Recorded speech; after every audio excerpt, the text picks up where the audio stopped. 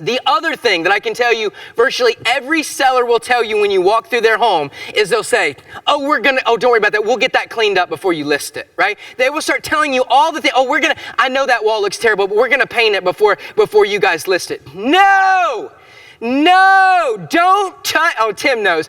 Don't touch a thing, okay? One time I had a deal. I was walking through the house with the realtor that brought me the lead, and we walked through, and I thought for sure we had walked in on a dead body, okay? And there was this lump under a sheet. And so I said, you're going to have to lift that up. I have no clue what that is. She lifts it up. They just had a dummy, like a department store dummy, laying on the floor with a sheet over it. And she said, do you want me to get that out of here? I was like, no, leave it there. Let's dribble a little fake blood by it if we can. No, I'm just kidding. Listen, if you try to make it look worse, you're committing fraud, right? You want to deceive. But you don't want them to fix it up at all. I don't want to make it look worse, but I don't want to make it look any better, okay? Because when the BPO agent comes to value or determine the value of that property, which is going to determine what the bank is willing to take, I want it to look as bad as humanly possible. Okay? I'm not talking, I want them to run through the house and start, smearing feces on the wall. We're not talking about that. We're just saying, leave it the way it is. Don't fix it up. Leave it just like it is. Okay, so these are the things we're telling the seller when we meet them. That's very, very important.